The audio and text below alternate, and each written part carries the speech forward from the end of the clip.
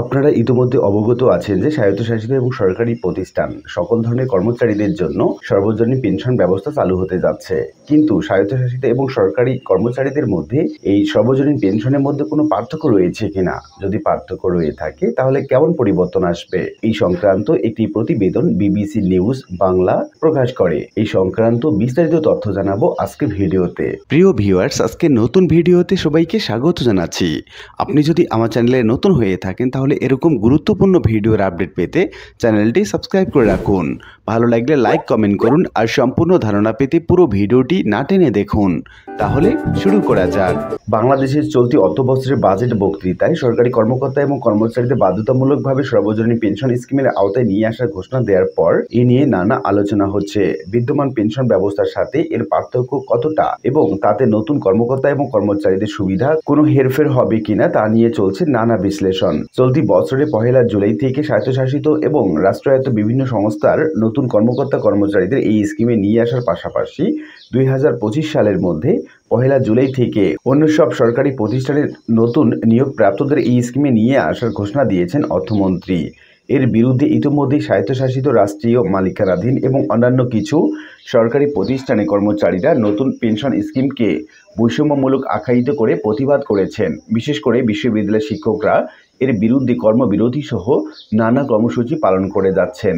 ঢাকা বিশ্ববিদ্যালয়ের মতো স্বায়ত্তশাসিত প্রতিষ্ঠানের শিক্ষক, কর্মকর্তা এবং কর্মচারীরা মনে করছেন, প্রস্তাবিত স্কিম চালু হলে এসব প্রতিষ্ঠান থেকে অবসর গ্রহণকারী ব্যক্তিদের অবসরকালীন সুযোগ সুবিধা অনেক কমে যাবে। তবে অর্থমন্ত্রী তার বাজেট বক্তৃতায় বলেছেন, যদি আমরা 18 বছরের বেশি বয়সী সব নাগরিককে সার্বজনীন পেনশন প্রকল্পের আওতায় আনতে পারি তাহলে সবাই একটি সুসংগঠিত সামাজিক নিরাপত্তা কাঠামোর আওতায় আসবে, যা ভবিষ্যতে তাদের নিরাপত্তা নিশ্চিত করবে। প্রসঙ্গত, 2023 সালের 17 আগস্ট সার্বজনীন পেনশন স্কিমের উদ্বোধন করেন প্রধানমন্ত্রী শেখ হাসিনা। শুরুতে প্রয়াস, প্রগতি, সুরক্ষা এবং সমতা নামে 4টি স্কিম দিয়ে সার্বজনীন পেনশন স্কিম যাত্রা শুরু করে। পরবর্তীতে স্বশাসিত, স্বায়ত্তশাসিত এবং রাষ্ট্রায়ত্ত প্রতিষ্ঠানের কর্মকর্তা এবং কর্মচারীদের মধ্যে প্রত্যয় স্কিম চালু করা হয়েছে, যা চলতি বছরের 1 জুলাই থেকে এসব প্রতিষ্ঠানে যোগ দেয়া নতুন কর্মচারীদের ক্ষেত্রে বাধ্যতামূলকভাবে কার্যকর হবে, এমনটি জানিয়ে ইতিমধ্যে প্রজ্ঞাপন জারি করা হয়েছে সরকারের পক্ষ থেকে। তবে পেনশন কর্তৃপক্ষ বলছে, পুরনো কর্মীরা আগের পদ্ধতিতে পেনশন পাবেন এবং নতুন স্কিম কার্যকর হবে 1 জুলাইয়ের পর থেকে যারা যোগ দেবেন তাদের জন্য। ফলে এ নিয়ে পুরনো কর্মীদের আলোচনা বা সমালোচনা প্রশ্নটি গুরুত্বহীন বলে মনে করেন তারা। সাবেক মন্ত্রী পরিষদ সচিব আলী ইমাম মজুমদার বিবিসি বাংলাকে বলেছেন, বর্তমান ব্যবস্থায় পেনশন নানা ধরনের আছে এবং সামরিক বেসামরিক উভয় ক্ষেত্রেই চাকরির ধরনের বিভিন্ন পার্থক্য রয়েছে। সবার জন্য যথাযথ পদ্ধতি চূড়ান্ত ছাড়াও চাকরি শেষে একজন কর্মী ভালো অর্থ পাবে, যা দিয়ে তিনি অবসর জীবনে চলবেন, এমন নিরাপত্তা বোধ তৈরি করাটাই নতুন স্কিমের জন্য জরুরি বলে মনে করি। এখন আপনার মনে প্রশ্ন আসতে পারে যে পেনশন খাতে যে সরকারের ব্যয় সেটা কত হতে পারে। সরকারি পেনশন ম্যানুয়াল অনুযায়ী একটি নির্দিষ্ট সময়কাল সরকারি চাকরিতে অধিষ্ঠিত থাকার পর বিধি মোতাবেক অবসর গ্রহণ করলে বা চাকরিরত অবস্থায় কিংবা অবসর গ্রহণের পর মৃত্যুবরণ করলে বা নিখোঁজ হলে সংশ্লিষ্ট চাকরিজীবী কিংবা তার পরিবারকে প্রদেয় বেতনভিত্তিক মাসিক ভাতা হচ্ছে পেনশন। এক্ষেত্রে কর্মী নিজে পেলে সেটি পেনশন এবং তার পরিবার পেলে সেটিকে পারিবারিক পেনশন বলা হয়। অবসর গ্রহণের পর একজন কর্মীকে পেনশনের বাধ্যতামূলক সমর্পণকৃত অংশের জন্য নির্ধারিত হারে এককালীন যে অর্থ দেয়া হয় সেটি আনুতোষিক বলা হয়। বাংলাদেশের সামরিক, বেসামরিক, সরকারি, রাষ্ট্রায়ত্ত সংস্থা, স্বশাসিত এবং স্বায়ত্তশাসিত প্রতিষ্ঠানের কর্মীরা এ যাবৎকাল পেনশন সুবিধা পেয়ে আসছিলেন। এবার অর্থমন্ত্রী 2024-25 অর্থবছরের যে বাজেট ঘোষণা করেছেন সেখানে 4.6% পেনশন খাতে বরাদ্দ প্রস্তাব করেছেন। জনপ্রশাসনে পেনশন এবং গ্র্যাচুইটি খাতে 27,990 কোটি টাকা বরাদ্দ রাখা হয়েছে এবং 2022-23 অর্থবছরে ছিল 15,713 কোটি টাকা। ধারণা করা হচ্ছে, এখন যেহেতু পেনশনের পুরো টাকাই সরকারকে দিতে হয়, তার চাপ কমানো এবং পাশাপাশি সব নাগরিককে পেনশন সুবিধার আওতায় আনার জন্য রাজনৈতিক প্রতিশ্রুতি সেটি বাস্তবায়নের জন্য সার্বজনীন স্কিমে সবাইকে আনার উদ্যোগ নিয়েছে সরকার। সাবেক মন্ত্রিপরিষদ সচিব আলী ইমাম মজুমদার বলেছেন, যে দেশে বয়স্ক মানুষের সংখ্যা বাড়ছে এবং সেই বিবেচনায় হয়তো সরকার সবাইকে পেনশনের আওতায় আনতে চাইছে। তবে উদ্বেগের বিষয় এই হতে পারে যে এই স্কিমে মানুষের দেয়া টাকা কোথায় বিনিয়োগ হবে সেটা নিয়ে। সরকারি ট্রেজারি বিলে বা বন্ডে বিনিয়োগ হলে অর্থটি বেশি নিরাপদ থাকবে এবং বিবিসি বাংলাকে তিনি এসব বলেন। এখন আপনার মনে প্রশ্ন হতে পারে যে আগের পেনশন এবং সার্বজনীন পেনশন এবং স্বশাসিত এবং সরকারি প্রতিষ্ঠানের কর্মরত কর্মচারীদের মধ্যে যে সার্বজনীন পেনশন চালু হতে যাচ্ছে তাদের মধ্যে কোনো পার্থক্য রয়েছে কিনা।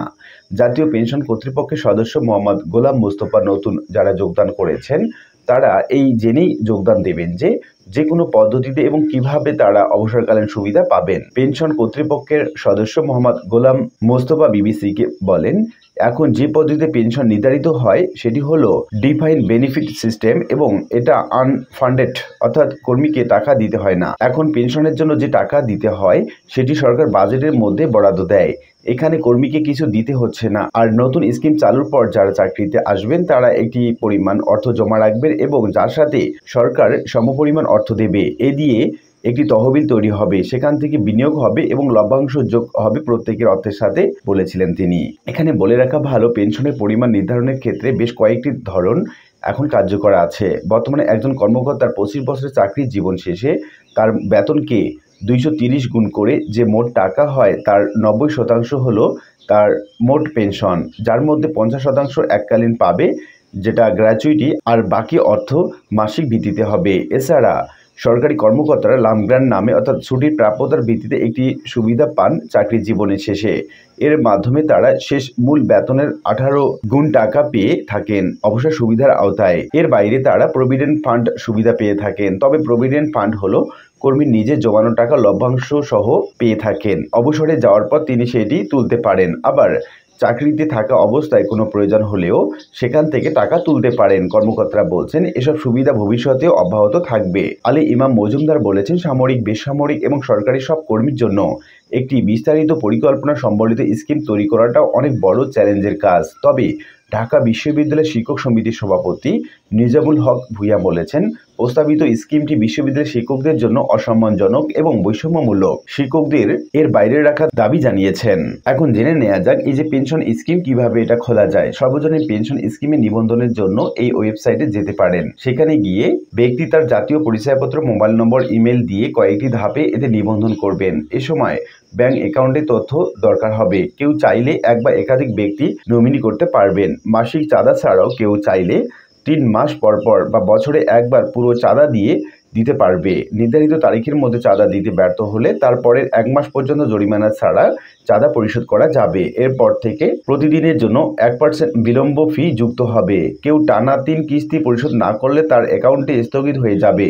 তবে কেউ যদি নিজেকে অসচ্ছল ঘোষণা করে তাহলে 12 মাস পর্যন্ত চাঁদা না দিলেও অ্যাকাউন্টটি স্থগিত হবে না। অনলাইন ও যে কোনো মোবাইল ব্যাংকিং সেবার মাধ্যমে চাঁদা পরিশোধ করা যাবে। আপাতত শুধুমাত্র সোনালী ব্যাংক সার্বজনীন পেনশন স্কিমের খোলা হয়েছে। কেউ চাইলে সরাসরি সোনালী ব্যাংকে গিয়েও নিবন্ধন করতে পারবেন এবং চাঁদা দিতে পারবেন। পেনশনারগণ আজীবন এবং মৃত্যুর আগ পর্যন্ত পেনশন সুবিধা ভোগ করতে পারবেন। তবে কেউ যদি 75 বছর বয়স পূরণ হবার আগেই মারা যান তাহলে তার নমিনি পেনশনের বয়স 75 হওয়া পর্যন্ত পেনশন সুবিধা পাবেন। আর যদি পেনশনার 10 বছর চাঁদা দেওয়ার আগেই মারা যান তাহলে তার জমাকৃত অর্থ মুনাফা সহ তার নমিনিকে ফেরত দেওয়া হবে। কারো যদি পেনশনের জমাকৃত অর্থ কোনো এক পর্যায়ে উত্তোলনের দরকার হয় তাহলে সেই সুযোগও থাকছে। তার মোট জমার সর্বোচ্চ 50% অর্থ তিনি আবেদনের প্রেক্ষিতে ঋণ হিসাবে নিতে পারবেন। পেনশনের জন্য প্রতি মাসে জমা দেয়া চাঁদা বিনিয়োগ হিসাবে দেখা হবে এবং সেই অর্থ কর রেয়াতের জন্য বিবেচিত হবে। আর মাসিক পেনশন বাবদ প্রাপ্ত অর্থ হবে আয়কর মুক্ত। আশা করি বিষয়টি বুঝতে পেরেছেন। আর আজকের ভিডিওটি এ পর্যন্তই। আশা করি ভিডিওটি আপনাদের ভালো লেগেছে। ভিডিওটি ভালো লাগলে লাইক, কমেন্ট করতে ভুলবেন না। দেখা হবে অন্য কোনো ভিডিওতে। সে পর্যন্ত সবাই ভালো থাকবেন। ধন্যবাদ।